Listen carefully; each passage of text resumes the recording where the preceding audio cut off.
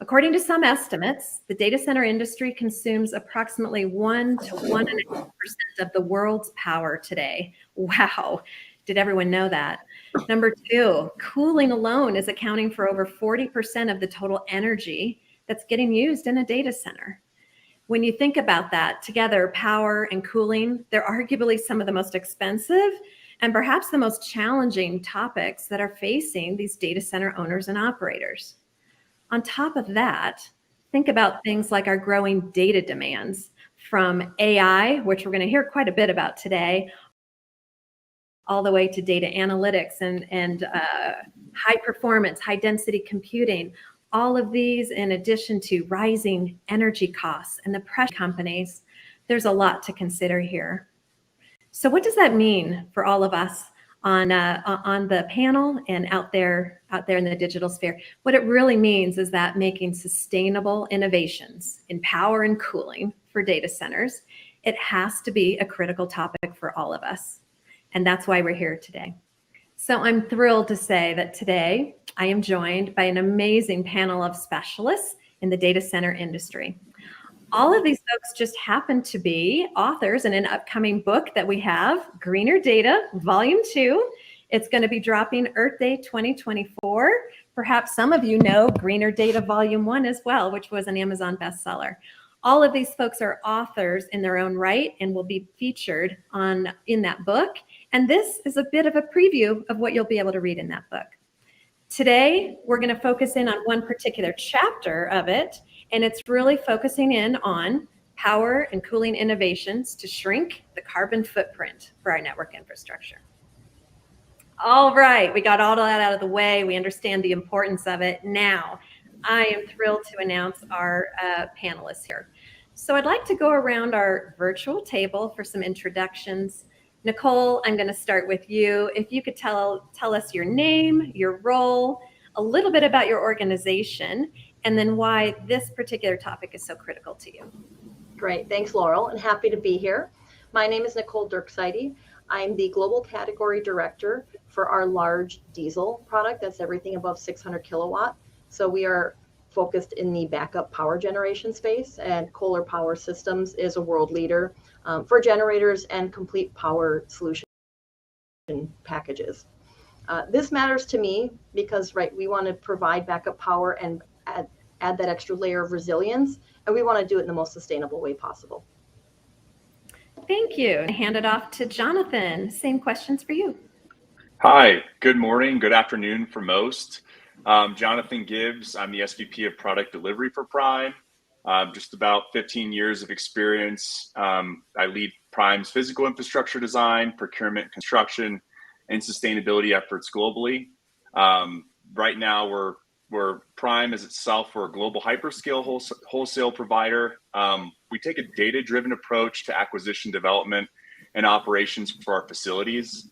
At our company's core, our mission is to be the go-to infrastructure solution partner for our customers' base. We currently have 2 gigawatts of critical infrastructure in development right now. We're trying to do the United States to Europe grow, and it's been time, and I'm really excited to talk with you all today. Thank you, Jonathan. Kim, would you like to introduce yourself? Of course. Thanks, Laurel. Good morning, good afternoon, and good evening from Finland. So I am Managing Director of Verne Global Finland, and I've been involved in building up the first hyperscale level climate neutral certified data center in the Nordics.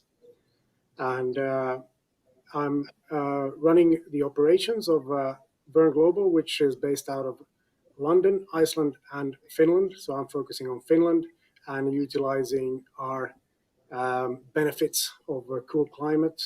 Already we're starting to see the autumn here in August. So happy to be here. We're happy to have you. Bill, I have you next on our list. Would you introduce yourself? Absolutely. Hi, everybody. I'm Bill Kleyman. I am the program chair for the AppCom Data Center World Conference, contributing editor to Data Center Knowledge and Data Center Frontier. And board member and investor over at a really fun little AI machine learning GPT style architecture platform firm called Neu.ro. And I'm just genuinely excited to be here because the conversations that we're going to be having is going to be spot on with everything that's happening in our industry. And my experience coming back from 4 years working at a very large co-location switch, and my experience in the data center, now transitioning over into this wild space of GPT architectures and really cool images and drawings that can be generated by just a few people typing in some words. Is pretty epic. And what I'm excited to talk about here and kind of jumping in with everybody on this call, this is all going to impact us. And certainly it's going to be very topical. Now, Laurel, before I pass it back to you, don't be shy. I'm looking at this chat window here. We all love an interactive audience, and I've been responding like a million people on here. So type in some questions or some comments. I think you guys are a talkative group, so don't be shy. Thank you. Very nice job. Melissa, would you like to introduce yourself? Thanks so much. Hi, everyone. I'm Melissa Reali-Elliott. I do content marketing with DC BLOX. So we build and operate tier 3 data centers throughout the Southeast, along with the connectivity and fiber solutions to further build digital infrastructure. And today, just wanting to showcase the ways that our data centers are optimized for energy efficiency, how we're using innovative cooling techniques, and we may even get into some utility-based renewable energy conversation. I hope so. And this is all with the end goal of ensuring efficient, reliable, and sustainable operations. Great. And last, but certainly not least, Maxie Reynolds. Would you introduce yourself, please? Yes, Maxie Reynolds. I'm the founder and CEO of Subsea Cloud. We build, deploy, and maintain subsea data centers. And God, it's important for us to be here in a lot of ways. I think as a newcomer to the telecoms industry, we sort of see a lot of incremental improvements and like comfortable actions taken to try and solve something that I don't believe can be sort of solved effectively that way. So it's important for us just to grow our presence in the arena, and sometimes in a contrarian way, and for the sake of discourse and our own footprint. And then GSA is just a really good way to keep your finger on the pulse. So happy to be there. Thank you, Maxie. And as you can see for everyone, we have a nice diverse panel here. So I think we're going to get a terrific diversity of questions and answers here too.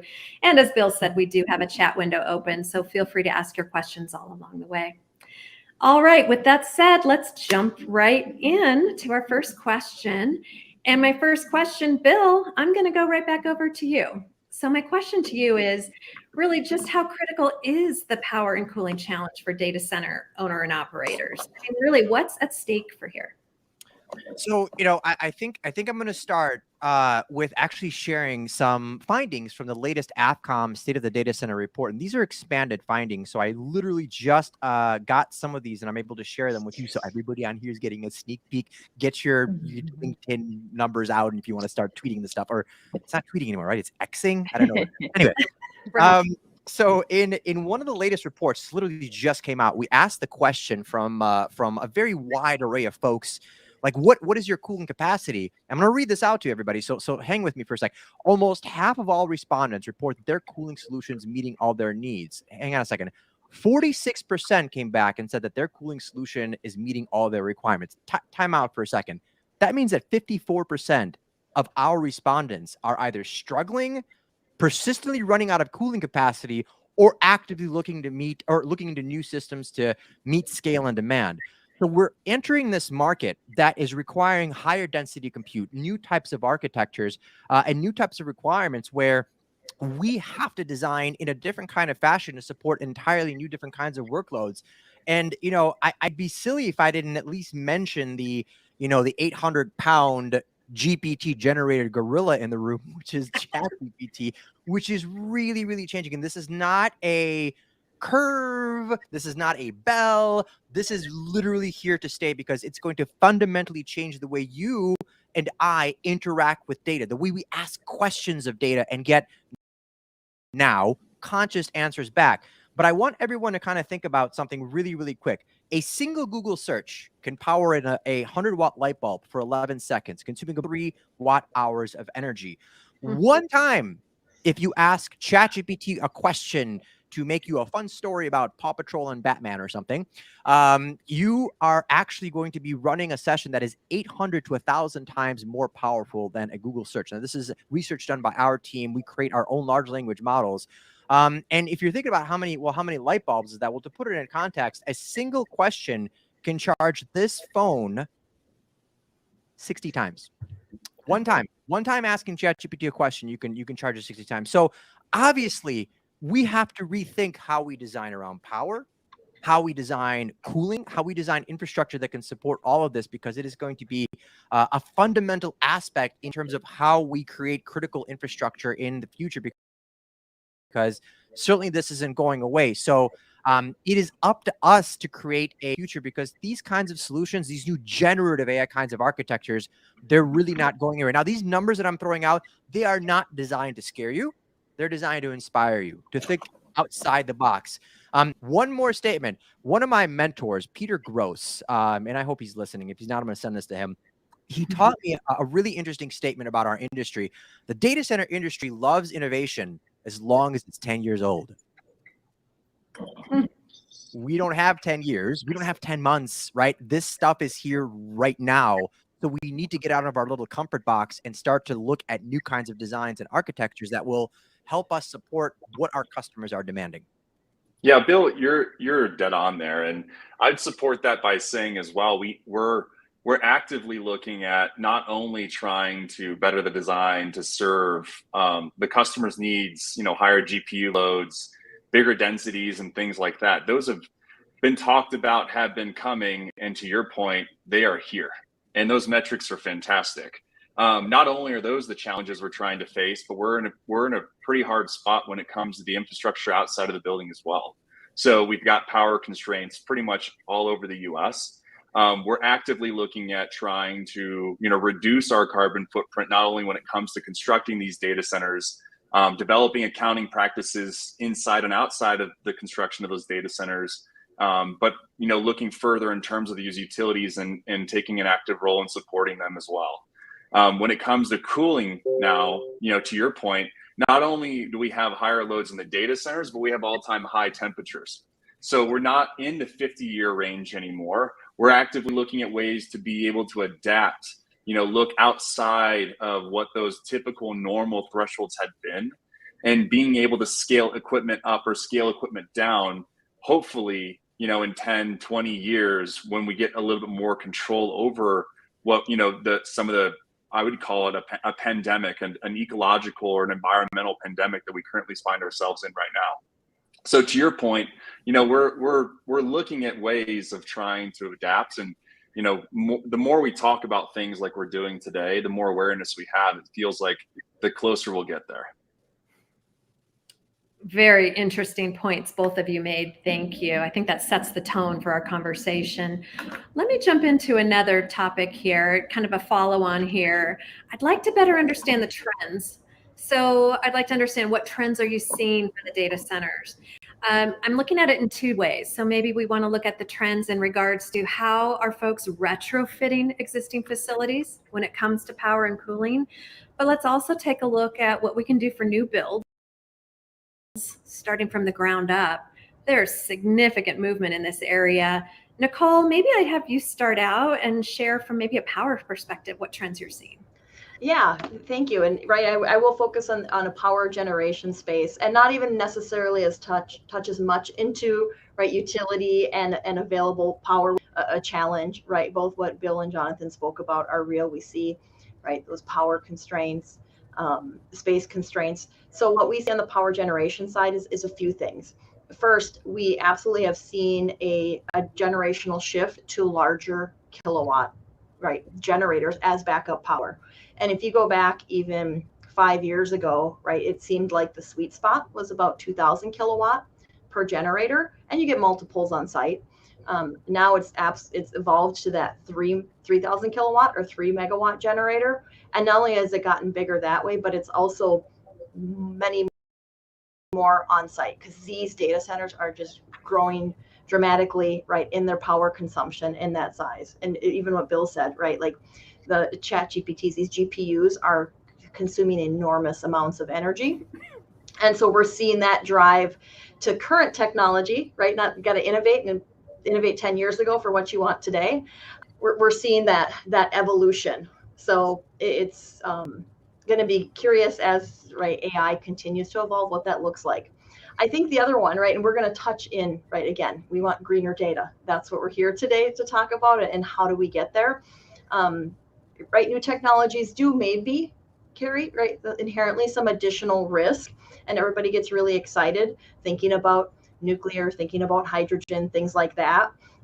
Right, but we still see that heavy reliance and demand on a backup power generator due to the known performance and the resiliency that it provides.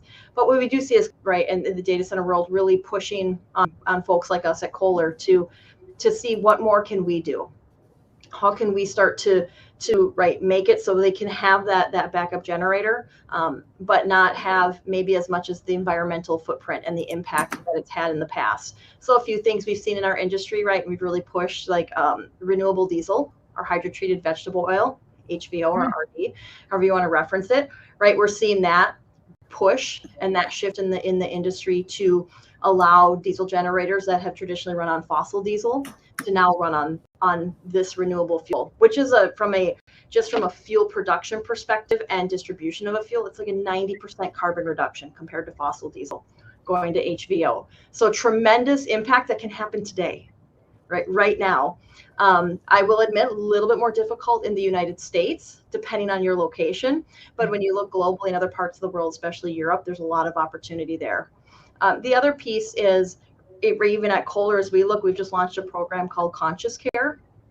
And we're really starting to reset the expectations of what's required for a generator in a non-emergency situation for things like maintenance, right? So we've now pivoted that you have the ability to go to exercise your generator every 4 months for as little as 10 minutes, compared to traditionally people test monthly, and especially test with load. We've made that shift, right? So again, it's things that are available now to reduce that footprint and reduce that impact, but still have reliance on the traditional sources, as we're also very quickly, right, trying to come up with new solutions that are going to revolutionize the market. That's really interesting. Melissa, I'd love to have you follow on with that from your perspective. Yeah, thank you so much. So I'm going to step back to your original question about whether we're seeing trends at retrofitting existing facilities or innovating from the ground up. We fall more on the innovation from the ground up side, because we build very small, highly efficient data centers using the latest equipment and technologies available. We're actually pretty young as a company, so we don't have aged data centers sitting out there that aren't as efficient. So we're consuming, because of our size, far less energy than some of the power hungry giants that a lot of the industry gets a reputation for being. And that reduction in energy usage is to our operations, our cooling, our lighting, and so on, translates to a much lower carbon footprint and strain on the electrical grid. So we're able to maximize our resources very efficiently, not only the servers and the network equipment in this facility, but then the land and water and planetary resources that we're using as well. So by right-sizing our infrastructure and building in a modular capacity as we grow from the ground up, this gives us all the control we need to reduce energy consumption, reduce emissions, and resource depletion. So deep diving in some of what we're doing, power management, that's one of the areas that we're most focused on, is our energy efficiency and management. In a nutshell, I think that's why we're all here today having this conversation, is we can all agree that power management needs to be more efficient and cost effective.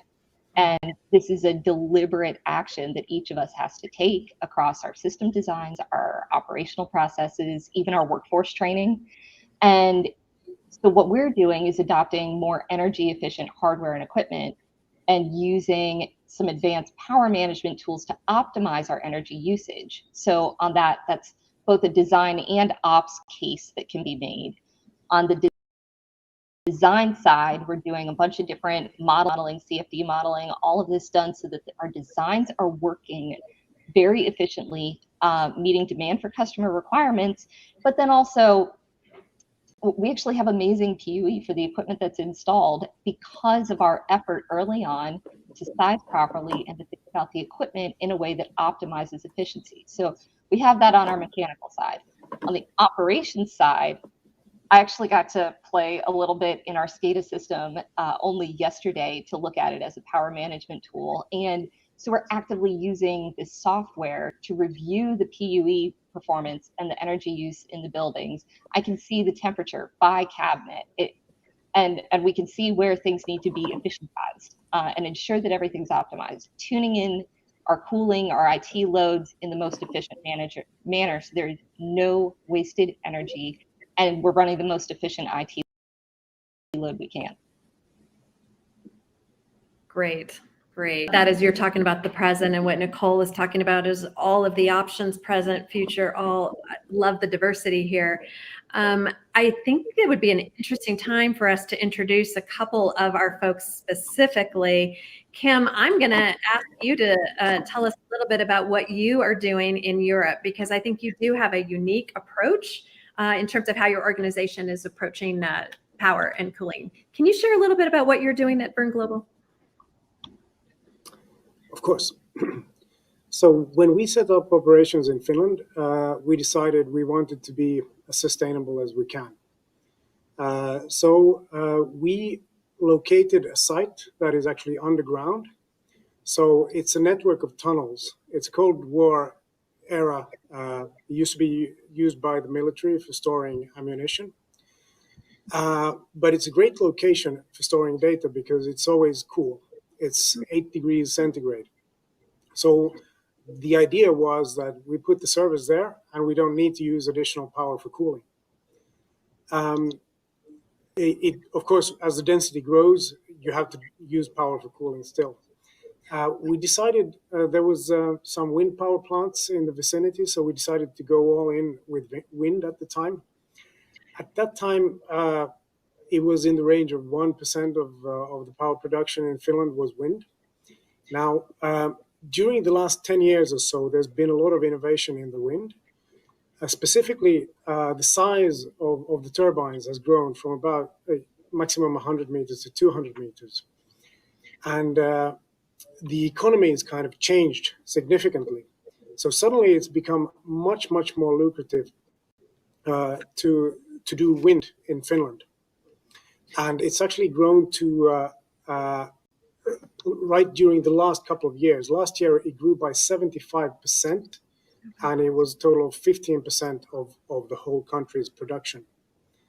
And in June, we were at 97% carbon-free production in the whole country. So there's a lot of stuff happening. And if you think about just before the Ukraine war, we were still importing about 10% from Russia, which then was terminated immediately. So we had a kind of a energy crisis, if you will, or at least a problematic situation. But with these innovations and with this aggressive approach, the whole country's changed quite a lot. So sometimes maybe it takes, a little bit of a push.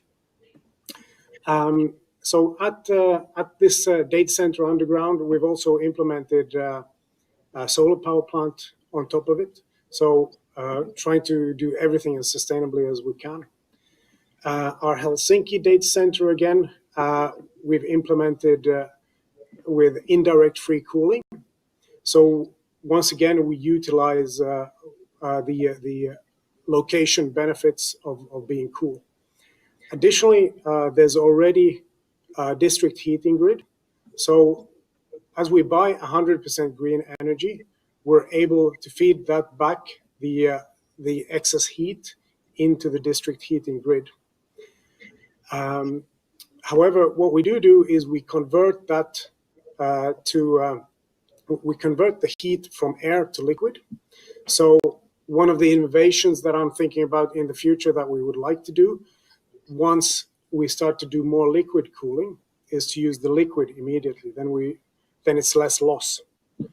And the idea of using green power twice is so compelling that that it's a very sort of positive feel for the whole industry, shall we say. So this is the kind of stuff that we're looking at, in addition to the HVO that Nicole talked about, which is readily available. There's a company that distributes nationwide, so you can actually fill up your diesel cars. Not every station, but if you don't have to look far, you will find it. Sounds great. Fascinating area, and another fascinating segment here, Subsea Cloud. Maxie, I would love for you to share a little bit about your equally unique approach. All right. So basically, a subsea data center is a submersible container that can supply network connectivity, power, and cooling functionality to the servers that are housed within. So each unit looks like a 20-foot shipping container, and it can accommodate between 0.5 to 1.5 megawatts, or about 800 servers, or one big server just is client specific. And so each unit reduces the power consumption required by at least 40%, and so the CO2 emissions by the same amount. The servers are surrounded in dielectric fluid, so immersion cooling, more or less. And we also co-locate with renewable generation to put the megawatts to their sort of highest and best use case.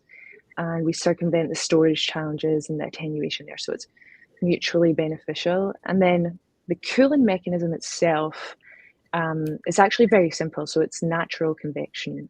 It's free and it's passive. So the servers go to work and they produce heat, and the heat causes separations or the separation of the molecules within the fluid, the surrounding fluid.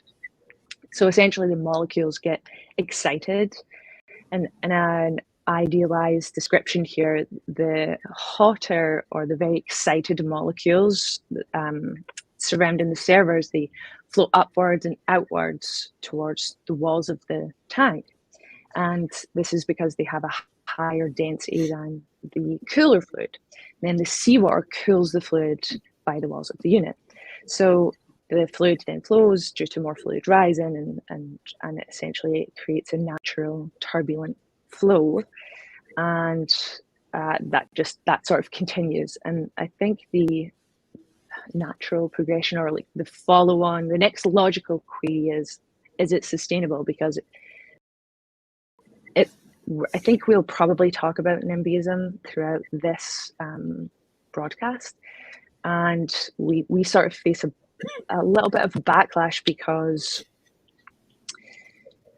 what we're doing sounds like it's wrong almost. It's sort of like, are we robbing Peter to pay Paul? I think that's the same everywhere. So when you place a body, give enough heat into water, the water can absorb the heat without raising its own temperature, and that's ultimately the driver here. So the primary factor behind the avoidance of the water's temperature rising is to do with what's called specific heat capacity, which is the amount of heat energy required to raise the temperature of a substance by a certain amount.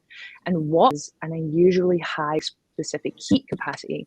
And not to get sort of too down into the weeds, but if you compare water, which we use passively, and air, which pick any data center, it takes 4 times as much energy to raise the temperature of water by 1 degree Celsius as it does to raise the same temperature, or to raise the temperature of the same volume of air. So we think of air as a fluid scientifically, and it's about 800 times less dense than water. So the whole characteristic of water, or the property of water, makes it a really good medium for dissipating heat. And then just a good example to bring it home to end here is, if you imagine that you are sort of in your garden and it's very hot, so you don't live in Scotland and you're not from there, then you sort of jump into the pool or the pool, then the pool's temperature is always lower than the poolside, right? And that is because, and it's the same sunshine beating down, but that is because water can absorb a lot more energy without heating up. So that's our entire mechanism, and the driver behind this. Really interesting. I mean, we've come up with amazing topics from all of you in terms of what we can do. We've got options out there. And so I guess my question is, we have amazing options out there. So my question to all of you is going to be, what are the obstacles? So why aren't we full on in here? So what are the most common objectives to delivering these sustainable outcomes? How do we overcome them? Maxie, I'd like to start with you since we just chatted with you. What about for Subsea? What's the obstacle? Yeah, we face very specific and particular obstacles. And Bill, I've been inadvertently stealing your mentor's quote for a few years now. People want innovation so long as it's been around for 10 years. That is true. So for us, the one that we meet sort of face to face, time and time again, reductively speaking, just business to business, is the innovator's dilemma. So it's a concept that essentially states that successful companies often concentrate on improving existing products and technologies to meet the demands of their most profitable customers. Essentially, they sustain earlier innovations via incremental improvements. And ultimately, it sort of blinds them to the potential of disruptive innovations, which are, at least in our case, simpler and cheaper. But they initially cater to very niche markets, and they're often ignored by these incumbents. So over time, these disruptive innovations can improve to the point where they challenge and eventually surpass the established products, but it causes industry leaders to lose market share or even fail before they can recognize that. So that's one side that we definitely come up again, just business to business again. And there's another aspect to that concept, which sees incumbents sort of unable to fight for innovation because they have shareholders to appease, or they can't quite de-risk an opportunity or a solution because it's sort of less attractive. And I don't actually know how to overcome that. We try, and it's one-on-one. There's no sort of, like, it has to be sniper rifle. It's not shotgun. I hear you. Yeah. Interesting. And Bill, I'd like to send the same question over to you. What are some of these obstacles that we need to overcome? You know, it's fascinating. I recently wrote an article over on data center knowledge. I think it is. What was it called? Get off my lawn, you crazy data centers. And it was an article. Sorry, Maxie, as you were taking a drink there, you're gonna get your computer messed. And it was in response to, and this is the first in my career. I went to an event, and as I'm walking into the building, I look over, and there's people holding signs, and it was a protest against data centers being built. It was in Virginia, Northern Virginia. And me, following along with a great quote from a wonderful show called Ted Lasso, "Be curious, not judgmental." I went and I was curious, and I asked them questions. I'm like, what's up? And after I wrote the article, several of them came back to me, and they're like, "Bill, we don't want to be called not in my backyard. We're not these backwards folks that want to write on stone tablets anymore. We understand that the digital infrastructure is important, but we also feel that you're not listening to us and that you're not really following our concerns." So remarkably, Laurel and everybody on this call, I understand that there's always going to be technological challenges, things that we can overcome. But the really cool thing is that we are all innovative, right? Nothing that was invented was never dreamt up first. And we love to dream, right? We will never lose our childhood sense of wonder because we all love to dream. That's what technology is all about. And the challenge here is that we have been a well-kept secret for so long. Now, I'm lucky enough to be in this industry for a while. I'm not adopted. I wasn't a doctor or a physician or a musician or whatever. I literally have a network engineering degree, and I've been in this industry for forever. But it's only been in my career that data centers went from these nondescript, buildings to, hey, we want to be a part of the community like a hospital or anything else. And that's received some pushback, right? And there's been new technologies out there, things like, nuclear power and all of. And Kim, by the way, thank you for your mention about Ukraine. I was born in Kyiv. By the way, happy Independence Day to my country. And so, the challenge, even with nuclear, somebody who was around when Chernobyl happened, I'm a big fan. The questions I get is, where's the uranium going to be stored? How are you going to be dealing with waste?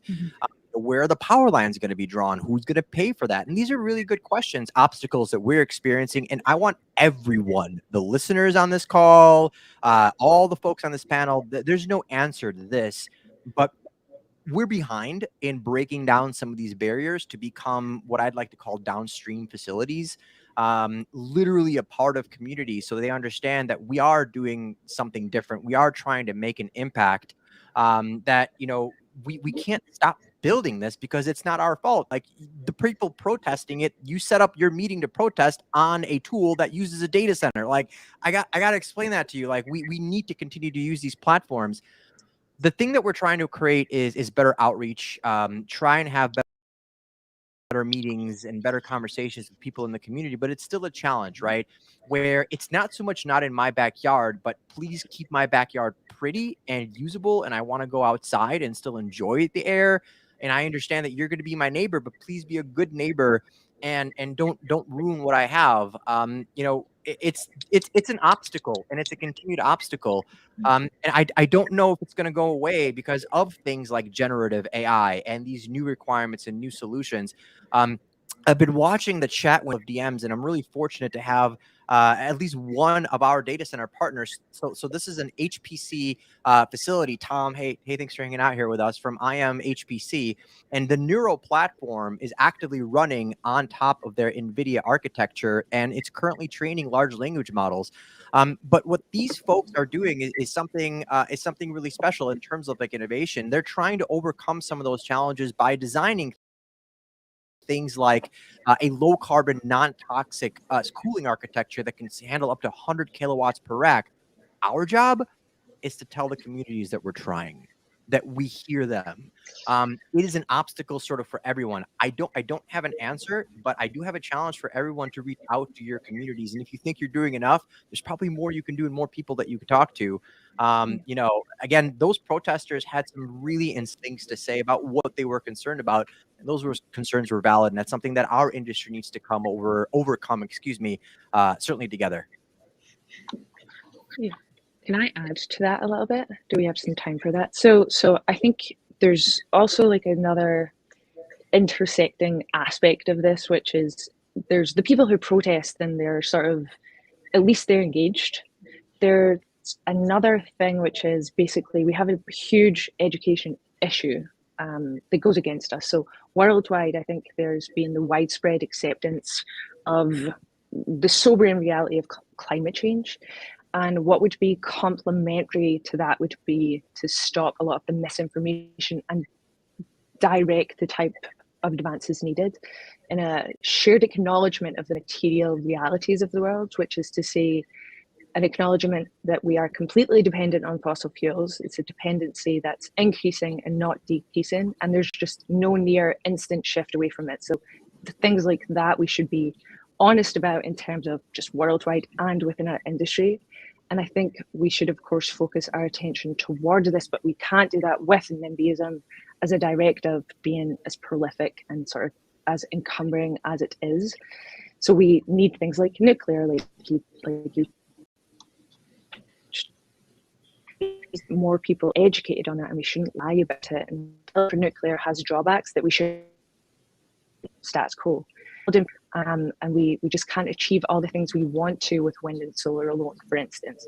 So taking this lens to our industry, I would say modular and longevity are the trends to care most about. Like, modular is good in and of itself for every type of footprint, but by sort of comprising data centers of many modular components, you actually introduce longevity into the infrastructure, and it's really easy to adapt for changing needs, and it's reusable and removable and better and things like that. So there has to be some level of honesty, some level of like treating reality with respect, and I don't think we do a good job of that as an industry, because in our defense, we are the tech industry's less glamorous cousin.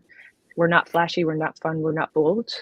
And we've been established for the entire lifespan of the last 2 generations who are the most engaged. So it's really difficult for us because where we are known, we're not liked. Where we're not known, it's really hard to educate.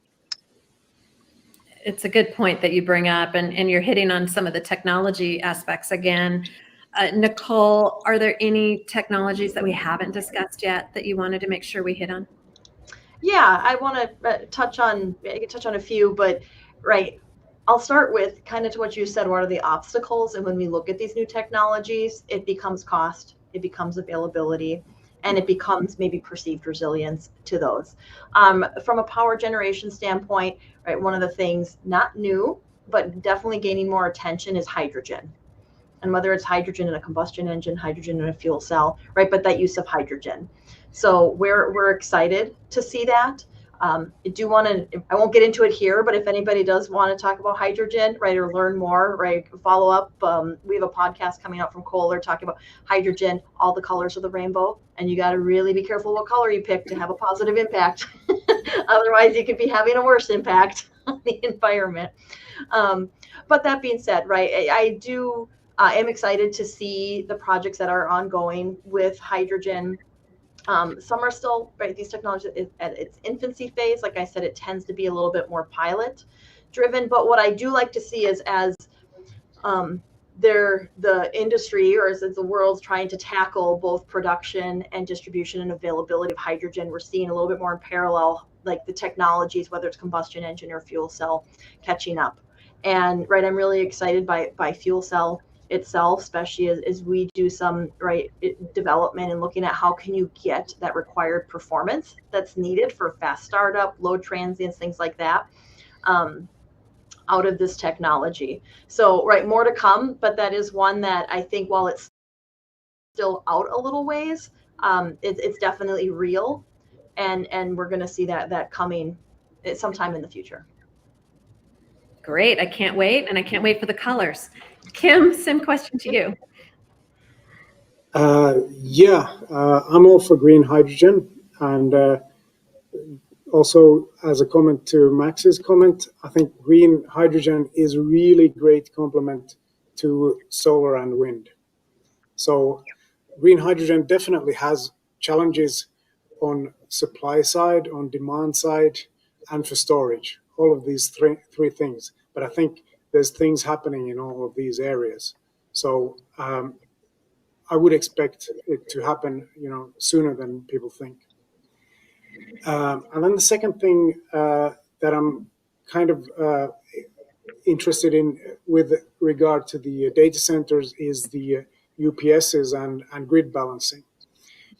Also supporting the green energy ecosystem, because the challenge, once again, with wind and solar is that they're intermittent. Also, hydro.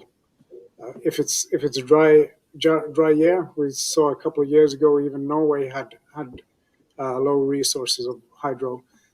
So all of these things, if you really want to get all the green stuff out there, you need to solve the solutions with supply and demand.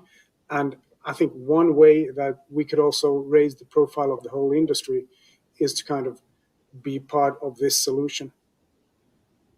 So that's my take. I appreciate that. Thank you. And, as we start kind of wrapping up here, I really want to understand from all of you, how in the world are we going to be able to convey the importance of adopting these sustainable practices universally in these data centers? Jonathan, maybe I can start with you. How do we convey this? Yeah, sure. It's discussions like these. I mean, there's a lot of different views and a lot of different aspects going around. I think that's one. Two, getting better accounting practices, GHG protocol, following through with our commitments. I think also finding a respectful and polite way to hold each other accountable when we're not hitting targets would be a really interesting thing. I know, we're really hesitant as a younger company as well on releasing targets and trying to be leaders in an industry where we have, really large customers with really ambitious targets. yet trying to balance out what we think we could do. And once we do benchmarking and once we start to get into developing our processes and setting our own goals. So, it's like, how do you tackle inevitably like a really large problem yet and start keeping each other accountable? And I think some of it will be, some of the accounting practices that's being rolled out through iMasons, some of these different groups that are talking about standardizing the same way we did on PUE, but with WUE and some other aspects like that too. Good. Melissa, can I ask you the same question?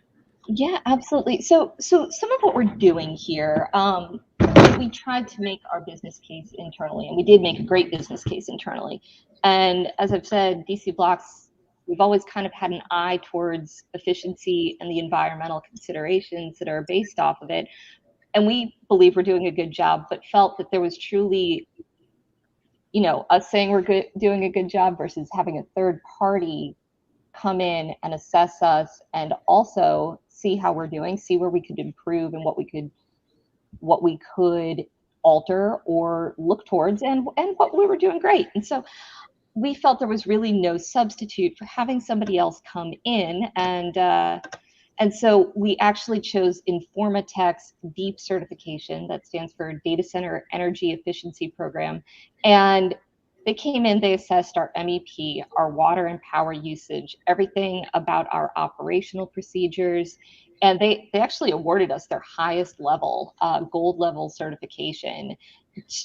And so this was really great news. It felt really good. This was at our Birmingham facility, and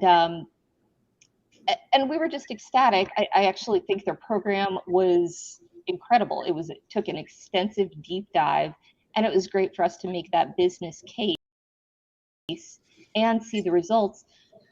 But in continuing that, that's not the end of a journey. Getting this certification is great news and all, but that spirit of continuous improvement has to be embedded in our culture and our organization.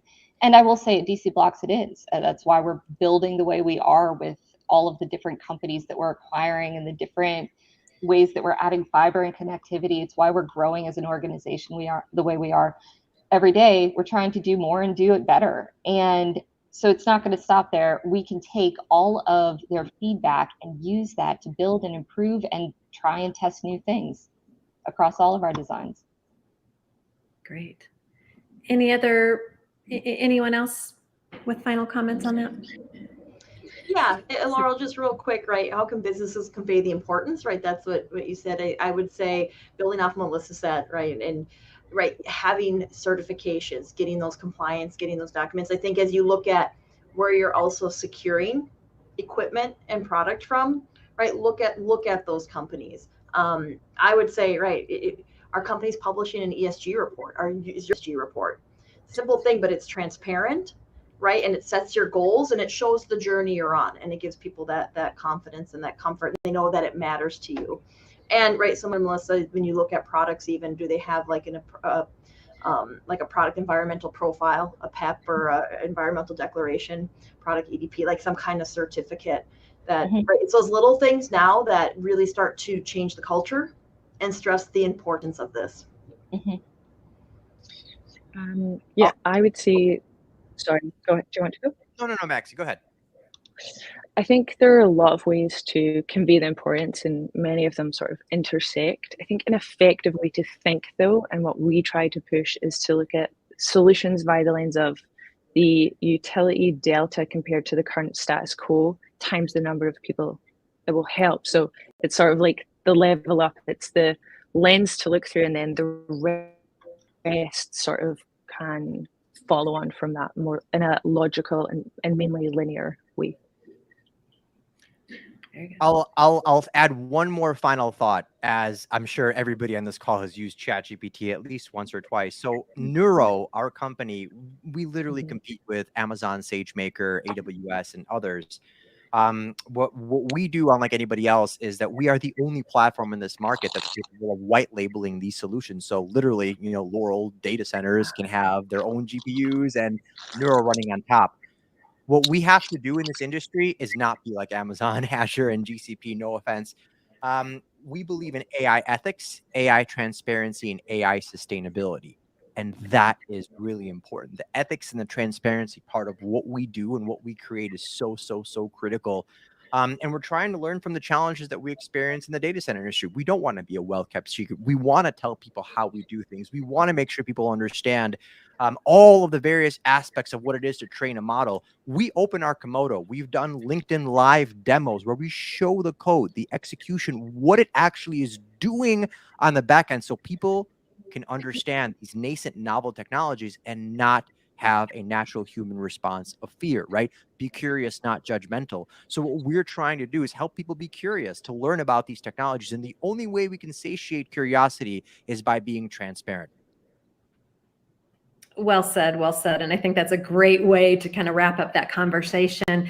There's known issues, but there's clearly trends and technologies that can take us there. And you guys are showing us some ways to overcome those obstacles. We could spend a good 2-3 hours on this, and I would love to. However, I do need to wrap it up today. I want to encourage everyone to use the Q&A window, and more importantly, we're about to have our virtual tabletop conversation. So before we go there, though, thank you. Thank you so much to the speakers here that I'm looking right at right now. This is an incredible topic, and you guys represent it very well. For those of you that are turning in, we do have the Greener Data Volume 2, and you're going to hear more from these authors on that book. It releases on Earth Day. So if in the meantime you want to learn more about it, go to greenerdata.net. This is where you can find sustainability content and resources. For our next roundtable, it too is going to have a special greener data angle to it. And that particular topic is going to be on building the business case. And we started to go there a tiny bit. I heard TCO earlier in the conversation. The conversation will be about building the business case. So how to unlock that social and financial benefits of the going green, exactly where we're headed. Tune in for that one on October 19th, 11 a.m. Eastern. So for today, this is a wrap. I would ask you to look for the playbook and the playback of this. The roundtable will be on JSA TV. It's also going to be on JSA Podcasts, on YouTube, iTunes, iHeart, Spotify, and more. You'll be able to find this. In the meantime, we are going to move ourselves over into the AirMeet Virtual Networking Lounge. So if you'd like to continue the conversation virtually, what you can do is hold on, grab a seat at that virtual table, and join any one of us to continue that networking conversation. So on behalf of everyone at JSA, I just want to thank you to our panelists and to all of you in our audience for tuning in and joining us on such a critical conversation. Thank you so much, and we'll see you in the virtual networking lounge.